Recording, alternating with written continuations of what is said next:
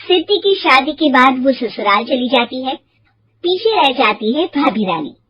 सिद्धि के ससुराल जाते ही भाभी कहती है, अरे वाह जी वाह, सारे कपड़े मेरे। हाय रे पैंट, अरे वाह वाह, मजा आ जाएगा। अरे ये सिद्धि की अलमारी के सामने खड़े होकर क्या बड़बड़ा रही है? जा जाकर देख मेहमानों को विदाई की मिठाई मिली कि नहीं। अब हाँ माँ जी, क्यों नहीं, लेकिन पहले कपड़े तो बदल लूं। अब रानी आ जाती है सिद्धि के उन कपड़ों में जो वो ससुराल जाने से पहले घर छोड़ जाती है। अरे रानी, कुछ दिन रुक जाती।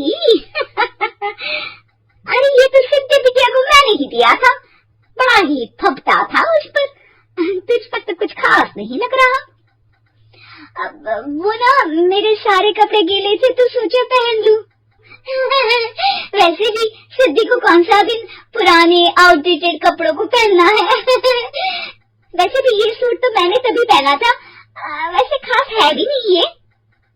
हाँ ठीक है, लेकिन ना मेरी सिद्धि पर तो जमता था। सारे मेहमान चले जाते हैं और सिद्धि ससुराल से मायके पहली बार आती है। अपना घर, अपना कमरा, अपनी अलमारी। ये बोलकर जैसे ही सिद्धि अलमारी खोलती है तो सामने उसके कपड़ों की जगह कुछ और ही रखा होता है। माँ, ओ माँ, जरा कमरे में तो आना। सास और रानी वहां पहुंच जाते हैं। रानी ने पहनी होती है सिद्धि की जींस और टी शर्ट। अरे भाभी, ये क्या? ये तो मेरी बड़ी ही महंगी टी शर्ट है, इसे अपने घर में क्यों पहनी है? अरे बहुत मिलती है दीदी ये चौक की मार्केट में, 150 में। ओ भाभी प्लीज, ये एरोफॉस्टल है, 2000 की एक टी शर्ट। ओह, 2000 में तो दीदी 4 साड़ी आ जाए। अब क्या बोलूं? भाभी, ये मेरी अलमारी में छोटू के कपड़े, तो मेरे कपड़े कहाँ है? मेरी अलमारी में? अब दीदी आपको कौन से पुराने कपड़े पहनने थे? माना भाभी, लेकिन मैं जब घर आती तो यही सब पहनती ना। अरे तुम तो बड़ी कंजूस हो दीदी। खैर, वक्त आता है जब सिद्धि ससुराल के लिए रवाना हो रही होती है। अरे रानी, अंदर से सिद्धि का गिफ्ट ले आ, लड़की पहली बार ससुराल से मायके आई है।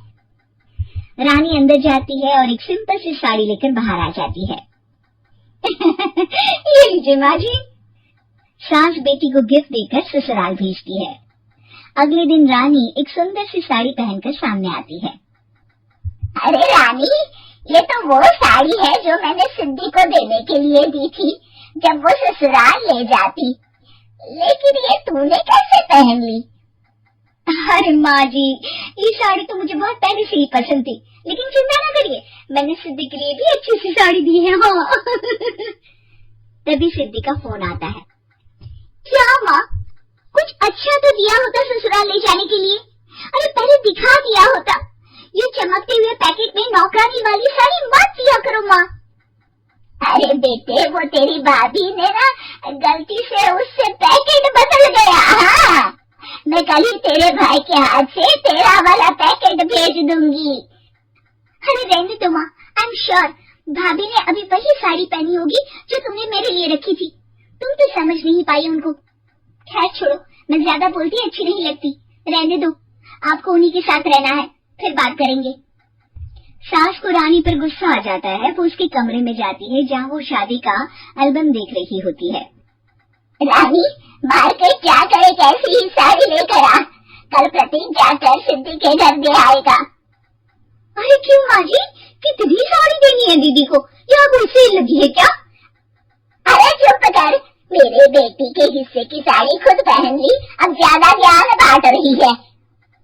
एक दिन सिद्धि का फोन आता है। माँ, मेरी सास ने आज सबको खाने पर बुलाया है। सारे लोग सिद्धि के ससुराल पहुँचते हैं। खाना खाकर वो लोग निकल रहे होते हैं कि सिद्धि की सास सभी को गिफ्ट देती है।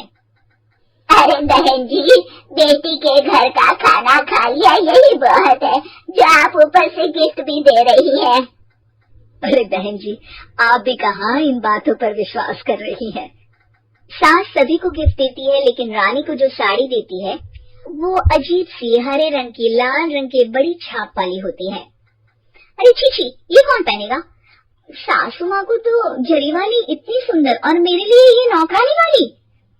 अरे भाभी, दरअसल मैं जब भी घर आती थी आप वापसी में ऐसी ही साड़ी देती थी ना, तो माँ ने सोचा कि आपको आपकी पसंद की ही साड़ी क्यों ना दी जाए। बेचारी रानी, बोलती भी तो क्या। सिद्धि और सास रानी का चेहरा देखकर हंसने लगती है, तो रानी समझ जाती है कि अपने ही बिछाए जाल में वो फंस चुकी है।